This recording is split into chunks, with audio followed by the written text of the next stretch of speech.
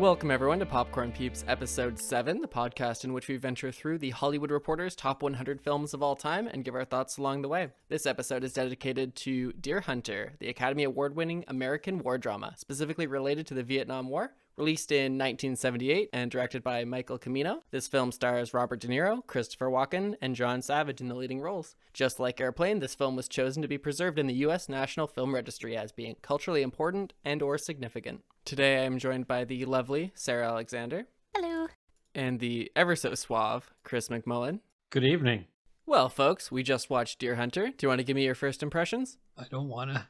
Do it. Don't be a baby. I don't want to take your responses. Sarah, what do you think? Honestly, I'm undecided. I thought the acting was awesome. I thought everyone played their part really well, and they conveyed this PTSD after war, very emotional response well. I know it's not a political movie, and they're very clear not to side one way or another about the Vietnam War. I don't care what the creators say. This is absolutely a political movie. I took issue with how they portrayed the Vietnamese people. You mean they're not all savages? Right, you either got their savages in the wilderness shooting each other, or they run brothels and play Russian roulette. Yeah, I feel that. And that was actually some of the criticism levied against the creators when this film was released. Yeah, but I mean, I get at the same time, too, it can't be a movie that looks at the whole war from every available side. The story is just these three soldiers, and we mentioned offline, it's not really about the war, it's about the lives of these three soldiers, and I thought that part was well done. I didn't have any issue with the length. I thought it went by really fast, and I think you needed all three acts to be in there. All right, Chris, before we get into the nitty-gritty, what's your hot take? Lay it on me. I hated it so much. I actually really liked this movie, but only after I sat and thought about it for a little bit. If you had asked me what I thought about the movie about an hour and 10 minutes in, I would have told you it was terrible. I would have called it trash. I would have said it's the worst fucking movie I've ever seen. But it's just because the initial setup is so damn long that by the time you get into the meat and potatoes and the message and the anti-American sentiments, you're already bored. But the message itself and what the film is trying to say is really profound and immensely enjoyable. It just takes too long to get there. There's too much buildup. But I think you needed that hour at the chunk and where it shows them getting off work, they're at Stephen's wedding, they go hunting. I think you needed that to really compare it to the third act when Michael comes home, just to see how much has changed, how he is no longer able to connect with his friends on the same level that we saw them in the first hour. At the wedding, it just seemed like they were just simple group of friends hanging out. They were having a good time. We really got that, and I thought it was just the juxtaposition in the last hour hammered that home. I mean, I don't know if it needed to be an hour, but I think you needed a longer amount of time to realize just how Chris's face, just how their friendship worked and the group worked and where they came from. It was a 3+ hour movie that could have been an hour 30. Well, here's the thing, right? When we were talking about Dr. Zhivago, we were talking about whether or not you needed these extended scenes to really nail home how cold it was or how much these people were really suffering. Because it takes time to build that ambience and that vibe. And while I think this really works in Dr. Zhivago, I do think that the opening act of Deer Hunter doesn't do it to the same level of effectiveness, and it comes across as slow and kind of mundane and boring in a sense, which actually kneecaps some of the more important messages that the film is trying to portray, which is really unfortunate. Like, this wedding scene is absolutely horrendous. When I was doing a little bit of research, I read that it was supposed to be about 20 to 25 minutes long when they were planning the film, but after they had pieced all the cuts together, it was something like 55 minutes long or something outrageous like that. It was so bad. I thought it went by quick for me. Yeah, I don't know. I'm the odd duck here. I was fine with it. I'm just looking over my notes. I actually had written the first 45 minutes, and then I scribbled out 45 and put 70. Could have been 20 minutes. That was just, it was painful. How long did you say the wedding was? It was like 50 something minutes. Yeah, that's a whole freaking movie where nothing happens. I don't know if the whole wedding was 50. I think just the whole first act was 50 because the deer hunting scene and then the singing after was not 10. The first act was about 70 minutes because when they made that awful, horrendous jump to Southeast Asia. That transition was so good. Oh, come on. It was awful. Oh my God. Okay. So here's the thing, right? You have this slow buildup, right? Like Seven Samurai had, where you're just going slow. You're building. And instead of the alternative where they go through cadet camp and they're training and there's another slow montage, you just get bam, pow. You're right in the action. That's the best way to do it. And Chopin's Nocturne, OP 15, number 3 in G minor, is a great way to transition us from this happy-go-lucky fun time to this really somber section of the film. It's the perfect transition. It feels poetic, and it's a really meaningful jump. It was too sudden. I liked it. No, it was perfect. It was the kick in the arse this film needed to get the show on the road. War is sudden, Chris. I didn't like it. If you're going to take 50 minutes to show a wedding with no fucking dialogue. Yeah, the wedding music was just incredibly loud, and you couldn't hear any of the characters talking over it. I hated And then they it. started playing the Tetris theme, which I thought was really weird. Yeah, no, and then like the pieces that were cool, like the whole like, you know, Mao, like that's iconic, right? But that was 10 minutes. Thank God. All right, so we can break the film up into 3 very distinct segments. You have pre-war, you have war, and then you have post-war. Despite the fact that the pre-war segment was way too long, I thought it actually did a couple things really, really well. It did a great job building tone and atmosphere to really symbolize the kind of low-life, trailer park lifestyle that these guys found themselves in before they go to the war. I don't know that I would call it low life or just more of like a working class blue collar. I think low life comes with some stigma. Well, I'm just saying it didn't feel luxurious or even working class for that matter. It's a It felt steel pretty steel crummy. town, factory town in Pennsylvania. That's where they all worked, and that's probably all they saw up until they were sent off. I agree. I just feel like it did a good job building a believable world where you would generate these 5 or 6 or whatever alcoholic ding-dongs who were driving their cars around like Yeah, maniacs. that's fair. What I'm just saying is, even though I didn't like the intro as a whole, the pieces were there to create a really cohesive and believable world. Yeah, that's exactly what I'm saying. It did a job. I don't know if it did a good job. It got me to hate every single person. Like I didn't like anyone. Yes, they established it. It could have been tighter. So what you're telling me is you just wanted more Twinkies dipped in mustard. I don't know what I wanted. I didn't want this. Like This is not what he asked for. it was not good. Just off the top of your head, do you know how you would improve this intro from a story perspective? Or do you think you could just make it good enough by just cutting a bunch of the segments to decrease the runtime? No, you'd have to make it smaller and hire someone who understood that music is background and dialogue is what needs to be forward. There was very little dialogue in that whole first act. But that's not what was moving it. It was just seeing the relationships. I thought I didn't really need to hear anything, I guess, except for Christopher Walken's proposal. Mind you, I did have my subtitles on. Can anyone tell me why young Christopher Walken is so hot? I wondered that too. Yeah, he's a good looker. Where Like, did what things happened? go wrong? Yeah. I think he just got weirder and weirder. All right, so we've got a few differing opinions here. So Chris, what do you think of the war segment? Right after the piano transition and we get right into Vietnam. Let me know your thoughts. I loved it. It was amazing. It was funny. So I haven't seen it before. You got a 5-shot revolver, just start shooting, right? Like take someone out. Yeah, but like you only have 1 bullet and there's like 2 or 3 guards with machine guns. So like what are you going to do? Yeah, so take one person out. I think the likelihood that they would add bullets is low. That was a little unbelievable. I agree. That was a little strange. Was the premise that they would play Russian roulette during the middle of a war believable? I don't know. I maybe I suspended that. So there was a little bit of controversy about this because there were conflicting reports about whether or not any Russian roulette even took place during the Vietnam War. The director seems insistent that it did take place, but the rest of the community seems to say that it did not, and the director hasn't provided any links, so your guess is as good as mine. And that's really interesting because Russian roulette plays such a huge role in this film. You see it initially here when they're imprisoned, you see it again at the hunting camp, and then again during the film's finale. And I don't really have a problem with this at all, other than it makes the wartime element of the film feel somewhat one-dimensional because it's the only element of the war that you really get to connect with as a viewer. Do you mean it almost made the whole movie seem kind of contrived? It's possible. Fun fact though, the script that eventually became Deer Hunter was originally about individuals in America who would go to Las Vegas to play Russian roulette, and it was retooled to become Deer Hunter, and that's why there's such an intrinsic reliance on Russian roulette within the film's story. Ah, so the director just had something to say.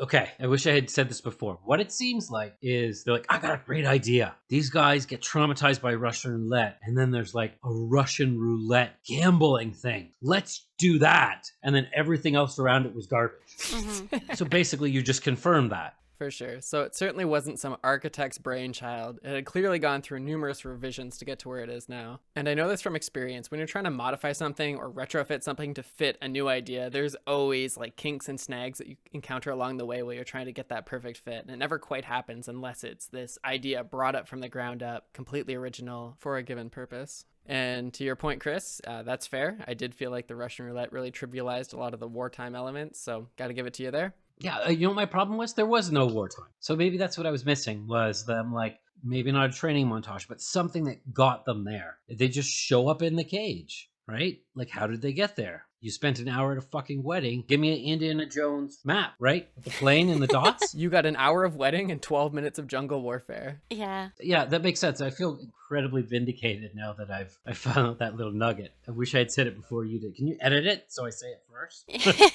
We'll see about that one. Either way, I thought this wartime section was extremely engaging. It was probably the best part of the entire film. The atmosphere was extremely tense, the acting was tremendous, and as Sarah said, it felt a little bit odd to have that be one of the only representation of the Vietnamese people, but again, we only have so much runtime, so you can't show hyper-detailed versions of everyone.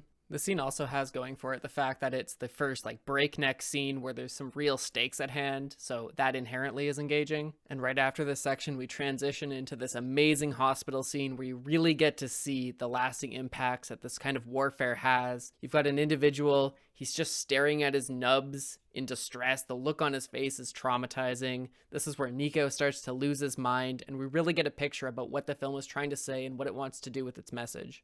So I agree. The whole scene in the hut was amazing. I love that part. Like, that was really quite captivating. I wonder if you could do an experiment where you start the movie there in that hard cut. You could introduce the characters in 5 minutes, then cut to that scene, and I don't think that anything would change. I think it would. I really think you need that first act to see how the characters interact with each other before they go to war, when they're juvenile, when they're carefree, and then compare that to when they get back and they really have a hard time integrating into society. Well, at least the two that made it back. Without the first act, there's no opportunity for comparison. Are they that tight-knit if he won't even give his boots to the idiot? I think that was just a learning lesson. That's a dick move, right? Yeah, I do see where Chris is coming from, though. Yeah, but at the same time, this guy is going off to war, and he's taking on the responsibility of all that entails, and his friend, who he seems to have covered for multiple times, still can't remember his effing boots? Like, that's such a small problem. And it's kind of like, buddy, okay, get it together. But he's going off to war. Chris, if I forgot my boots a certain number of times, would there ever be a point where you just said, no, I'm not lending you any more boots, even if it's 16 times? No. If it was 100 times. Jordan, if we went hunting every weekend, one time or another, I'd be like, okay, come on, Jordan, you're going to do it barefoot so you can learn your lesson. Not me. I'm used to having idiot friends, though. Hey, what are you trying to say about us? I need a higher standard.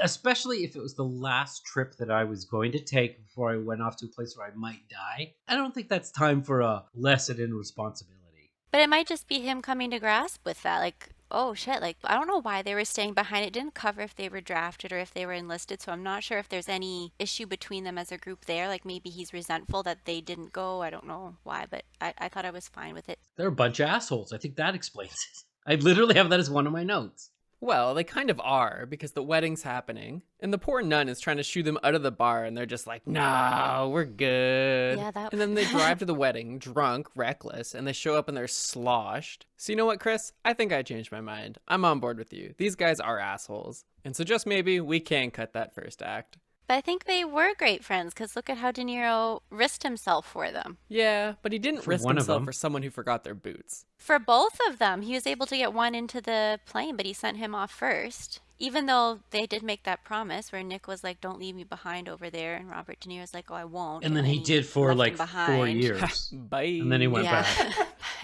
Yeah, and then so right after that, Michael comes back to the US, and you get that scene where he's driving in with the taxi, he sees the banners, and actually decides to not go. He feels overwhelmed, and he goes to this apartment building or this hotel or whatever, and I thought that was really powerful because it humanized him. He's been on this momentous journey of development and discovery and realization, and he's not quite feeling ready to integrate himself back with his family.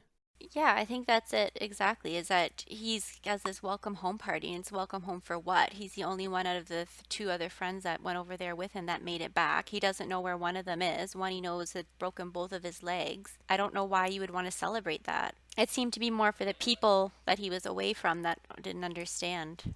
I've got a question for you guys. Do you think it's a dick move to wear your army uniform literally everywhere you go after you've served? It seems kind of weird to me. No, you don't do that. You wear it on special occasions. Yeah, it felt like every scene Michael was in post-war, he was in his full getup, going to the grocery store and the bowling alley and whatnot.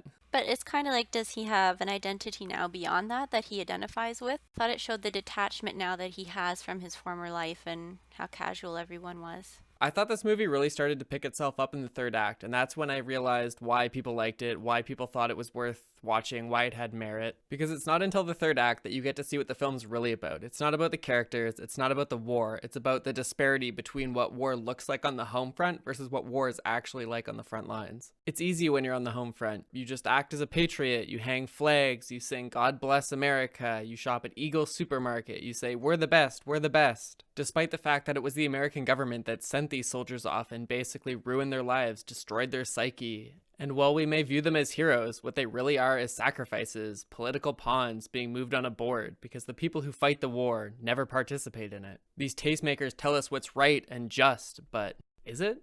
And that's what the movie's asking. Because even though our main characters came back, I mean, look what state they came in. Well, except for poor Nico. Michael's mentally damaged beyond repair. Poor Steven has no legs, and Nico's spinning the chamber playing Russian roulette until his final days over there in Vietnam, whacked out of his mind. Either way, what I'm trying to say is it's the social commentary on war that really makes this movie worth watching and is the reason why it would ever get a place on a list like this. So to say it's not political or its message isn't themed around anti-Americanism or anti-war is just really stupid. Mm-hmm. Yeah, I don't know if they just didn't want to get into trouble. And they didn't really ever say it one way or another in the movie outwardly. Like, it wasn't ever discussed between the people going off whether or not they supported it or what. Yeah. Yeah, and the film really isn't good until you get to this third act. It's the third act where all the pieces start to meld together and you get a picture of what the director is trying to say. And it's really what makes tolerating that first act worth your time. Yeah, like what does it mean to actually survive a war? Like, does it just because you come home? Because then I think, as you saw, like, he's a totally different person. Like, I don't think any of them survive. They're totally changed from who they were.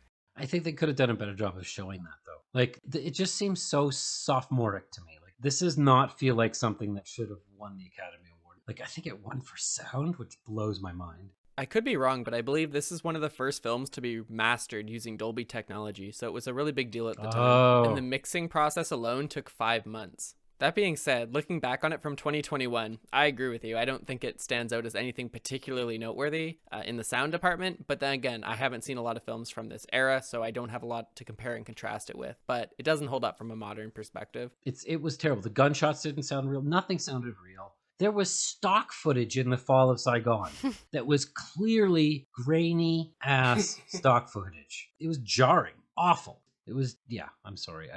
Don't apologize, Chris. Yeah. It's subjective. We're watching 100 films. There's no way you're going to like 100 out of 100 movies. You're not going to love all of them. But it's held on such a pedestal, and it was bad. It was not a good movie. It had good bits in it. You can tease out a message, but there's probably 100 movies that do a better job of doing the message that they were trying to get across. That's what I was wondering. Has there been other big movies that have dealt with post-war? I haven't seen it, or I've only seen parts of it, but there's one with Tom Cruise called Born on the 4th of July, which I think the bulk of it takes place after he's back.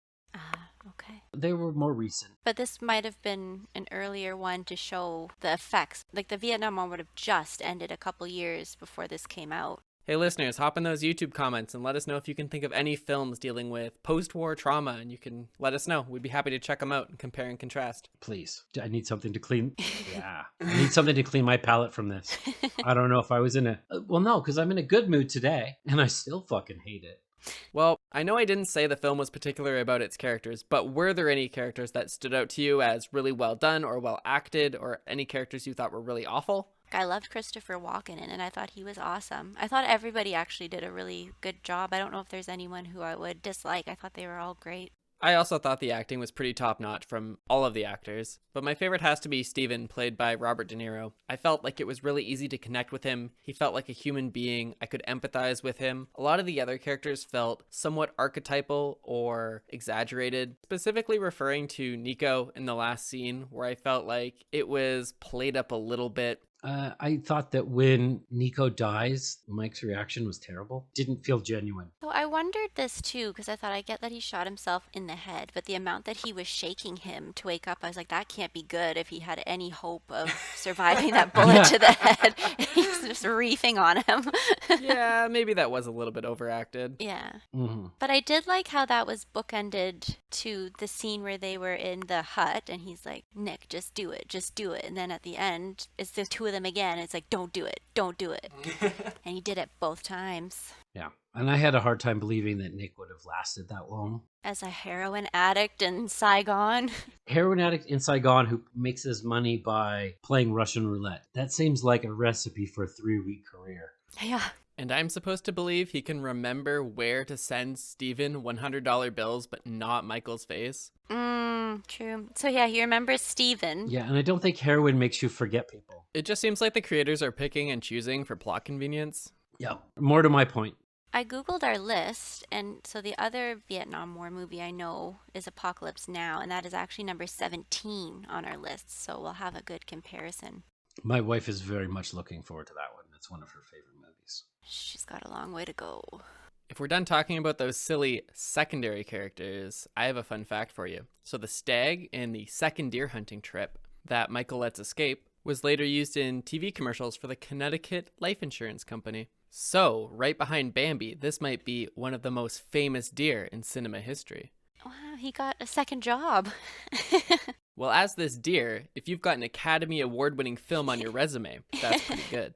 That deer wasn't just a wild deer? No. Wait a second. Did they not actually do any real deer hunting? He's an actor. He better be in the credits for this. I feel bad for the first deer. They brought it on set, and apparently they shot it with a tranquilizer dart to simulate them shooting it. That doesn't feel very good. Like, were you surprised that he didn't shoot that deer?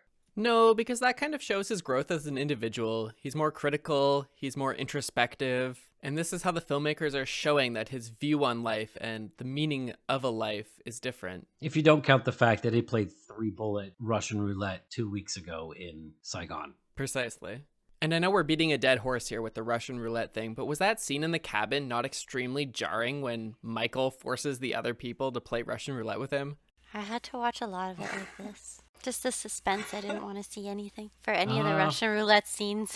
Feel free to disagree with me, but I think Russian roulette in films is a really cheap way to generate suspense because it's inherently supposed to be random, but it's not actually random because the creators get to pick what happens the entire time. And so it doesn't really feel like it earned the payoff. Anyway, before we wrap the show up, does anyone have any favorite moments from the film they want to bring up? There was nothing. It was garbage. Oh. Yeah. Sorry. It's not my favorite moment in the film, but one I thought was really funny. When the guy shows his buddy, he can kick the trunk to get it open. And so his buddy walks up and tries to kick it about 16 times and can't get it. I thought that was a good gag. And when they were at the bay and they were pretending to drive away without their buddy, like 3 or 4 times, I thought that was funny. I laughed. We used to do that to each other all the time in high school. I've been the guy left. Yeah, me too. All right, Chris, where are you going to put Deer Hunter on your list of favorite films that we've seen so far? What are you going to put below it? What's going to be below it? Nothing. Oh. Yep. You'd watch Seven Samurai again over this? Yep. Seven Samurai is definitively better than The Deer Hunter. This is bottom of my list. I'm sorry, that's just wrong. Hate it. I hated it. I hated it so much. All right, Sarah. Well, after such a scathing review, I'm excited to see where you're going to put Deer Hunter. I'm putting it in place 4, so it is above Seven Samurai for me, and I've now swapped Dr. Zhivago and Bonnie and Clyde, so it's between Bonnie and Clyde and Seven Samurai in my 4th place out of 6. Interesting. I'm actually going to slot this one in at number 4. I think Reservoir Dogs is a better film, but I think Pan's Labyrinth and Seventh Samurai are below it. And I certainly don't think it's as bad as you're saying, Chris. The message of the film and the production value was good enough that I certainly don't feel like I wasted 3 hours of my time. I did.